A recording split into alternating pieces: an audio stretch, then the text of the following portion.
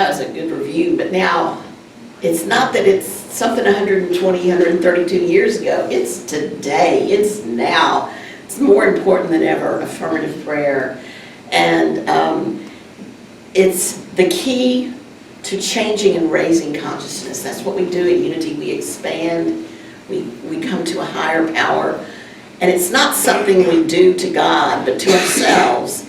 It's not a position, but a disposition, kind of a state of consciousness. It is not flattery, but a sense of oneness. It is not asking or begging, but knowing. It is not words, but feeling. It is not will, but willingness. This is from one of our good writers in Unity, Eric Butterworth, in Discover the Power Within.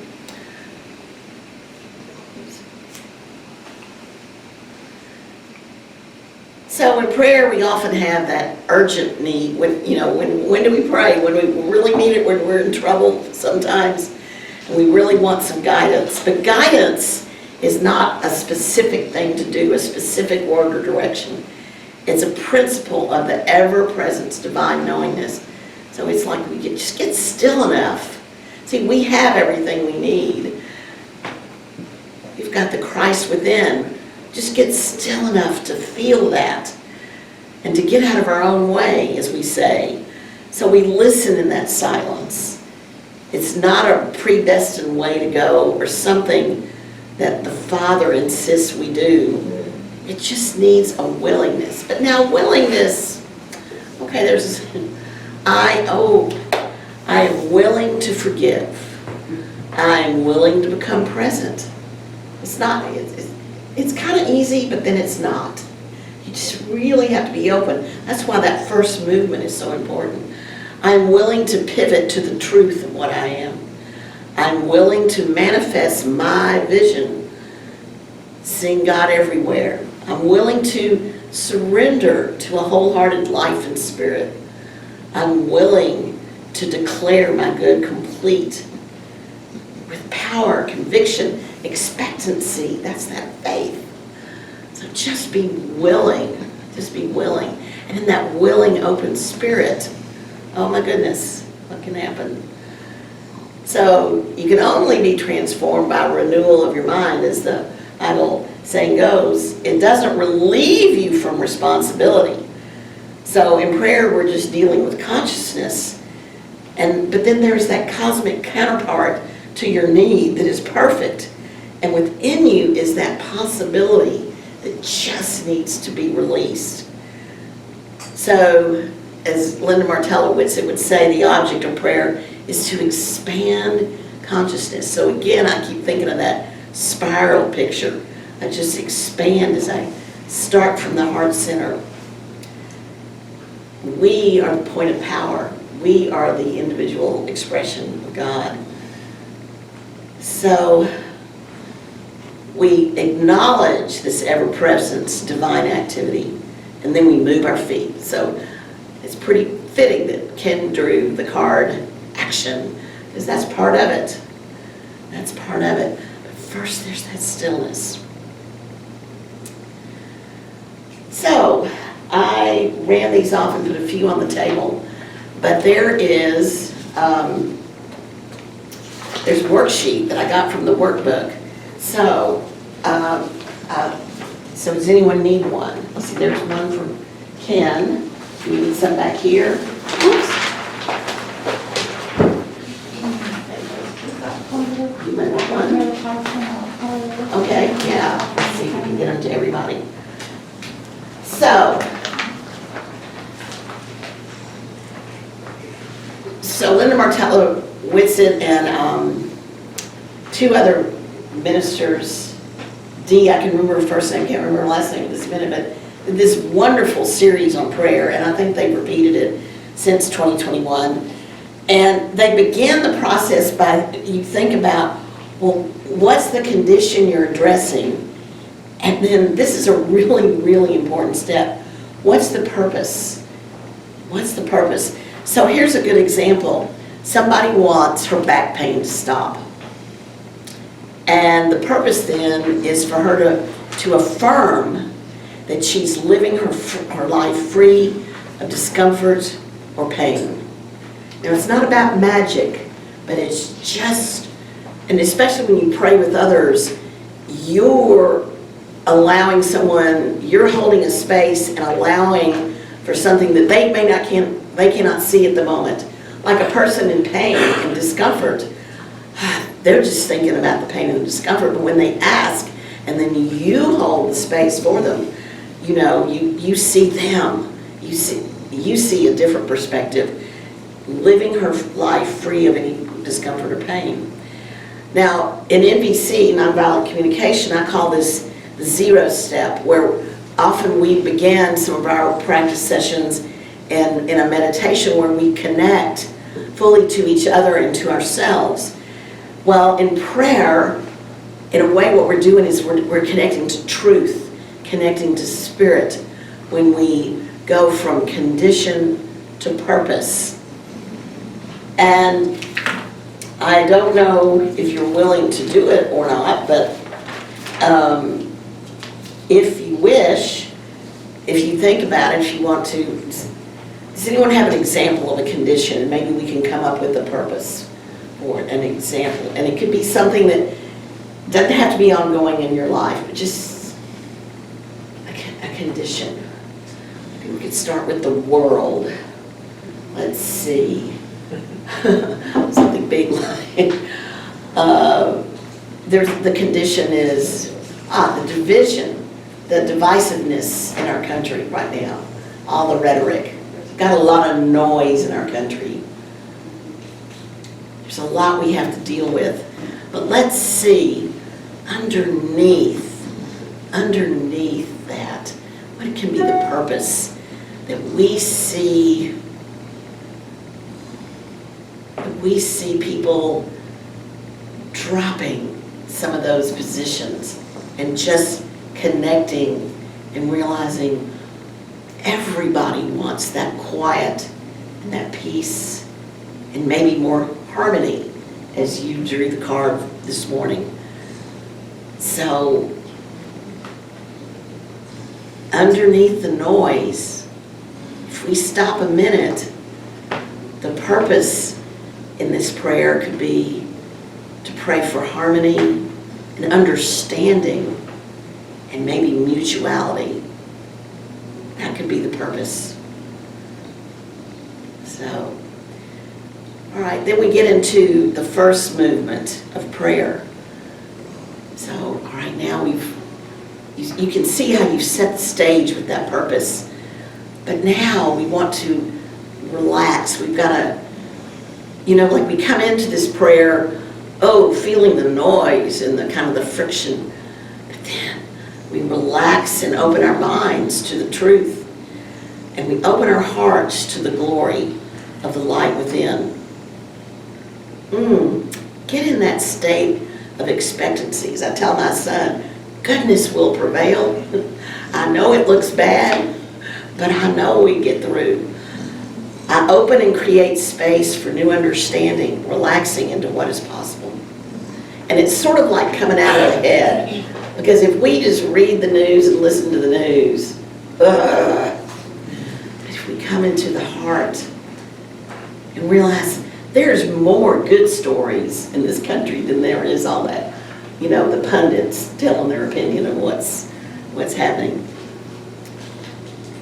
And it really releases a lot to get into that first movement of prayer. We breathe and we gesture and we let go. Now I like this. In a world that lives like a fist, mercy is no more than waking up with your hands open.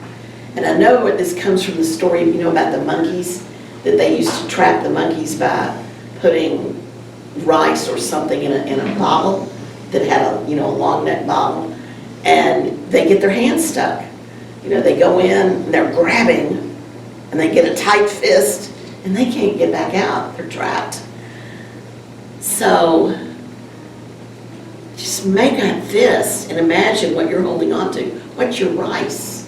What's your rice in the moment? And we do this with body relaxing all the time, where we tense and then we relax. Can you feel that? You tense and then you relax, and you just feel the energy flow when you let that happen. And you can feel that relief. So the question is, what are you holding on to? Oh, Lord, are you holding on to a story? Are you holding on to, I have to be right? You know, what are you holding on to? So, and then we get into that idea of willingness. Okay, I am willing to let go. Maybe I can't let go right now, but I'm willing. Okay, let's see if I can just be willing. So, the presence of God is present, ever present. Just remember this. We just let go and let God be God in you. Or, this is what Paul Hasselbeck would say, leash the ego. You know, just hold that back and unleash your godness. Unleash your true spirit, your true Christ nature.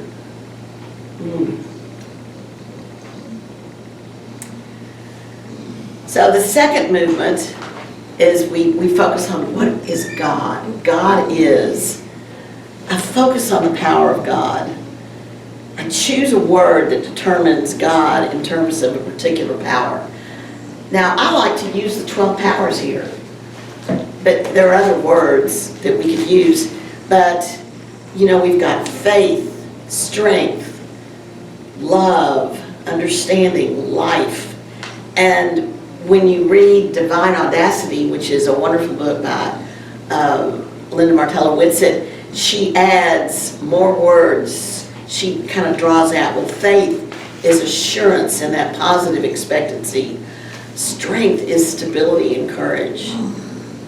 Life, vitality, presence, another one, animation. Now, I didn't put all the 12 powers here, but these are just examples. And you think, so what power? And because the 12 powers are aspects of the Christ in God that live in us, that we are. And if we just remember that, then we pray for to see that power. So here we were back at praying for some peace and stability and union in our country. So maybe some love. We call on the power of love, strength, maybe stability and courage to speak up, understanding, really understanding the other. And faith that we will get through. And it could be any of the 12 powers or any other words that you know, peace, joy.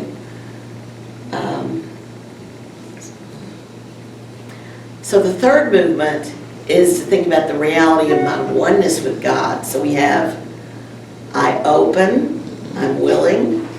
We have God is, now I am that. Reminds me of what Susan, Julie, and I did 2 or 3 weeks ago about I am that, I am. And if you remember, we said put a comma in there. I am that, comma, I am. I am that. I am. I am faith. I am. I am love. I am. You see, we're claiming it. And we come into that agreement and claim it and recognize that the power or principle that we've identified, it's something we claim. Think of a power right now. Just claim. You don't have to shout it out loud. Just, although if we were another church, man, we'd be going, amen, amen, brother, let's go. But we're unitics, okay? So, but just claim a power in your mind.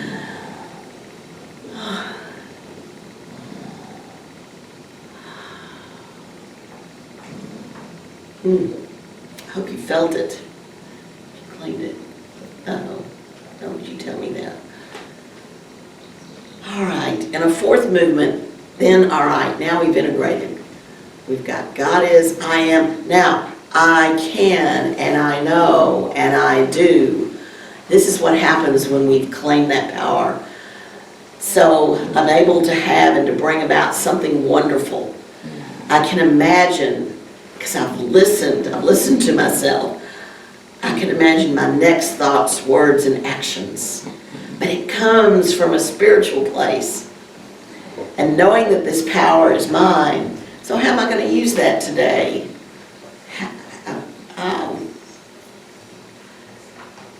And finally we come to the fifth movement, which is appreciation. And it's, in Linda Martella's eyes, it's a little bit more than just gratitude, but we're celebrating our God and our godness and our true nature, and we rejoice in that. And it's, you know, she did acknowledge its name, thanksgiving or gratitude, and she prefers appreciation because it has a shaded meaning for her. And I kind of like this. It's when you say you appreciate something, you're acknowledging that you really value that. You really value that, and you turn your attention toward it, and you increase its value by your own recognition. Oh, I value peace and harmony. I value mutuality where your needs are as important as my needs. I value cooperation. Oh my gosh, if we work together, can you imagine? Oh, I value support. I value understanding. I value your needs. You're angry. You're saying all these things, but underneath, what are you needing? Well, I need stability and security. I need that too. Wow. I appreciate you.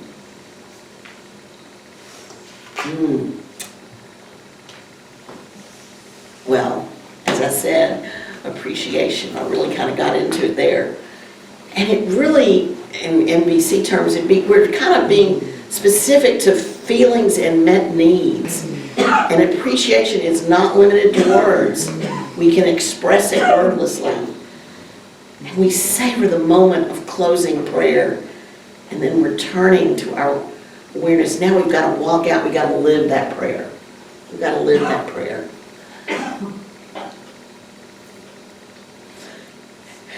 Now, again, I'll go back to the spiral. So if you can, I don't know, this is just so imprinted in me. So we start with I open. God is. I am. I can and know and do. Oh, and I appreciate. And then we get that clarity of action, of knowing what can come next. So there's those 5 steps. Now I've got the sheet, and anyone in Zoom land that wants a copy of this, if you'll get in touch with me, I will be more than happy to send this to you. But it's kind of on one side, there's kind of like a little worksheet, and we worked through prayers in the workshop through several times, and I have used this quite a bit. Now, in one place I didn't put the purpose on this sheet, but it's just a really good review of this, and it was so interesting as we practiced this together. You know, you don't have to have a big flourishing wordy prayer.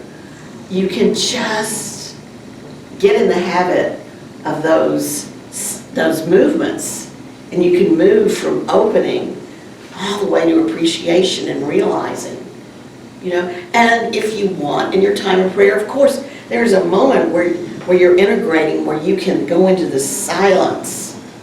You can go into the silence and bring that out in you and have that realization. But you can make the prayer just as quick as you can. And you know, I think I've told y'all before, and Lamont had a prayer, what is it? Help, thanks, and wow. And we forget about wow, because we don't always have to go. We can also celebrate in prayer too.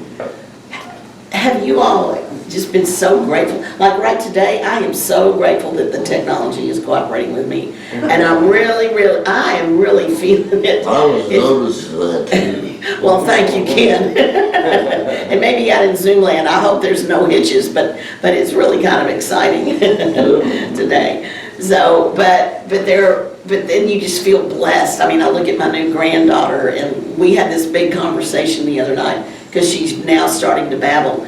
And it was just, oh, it was way too much. It's, and you just feel the blessing, and you go, thank God. Oh my gosh, and of course that's kind of a habit.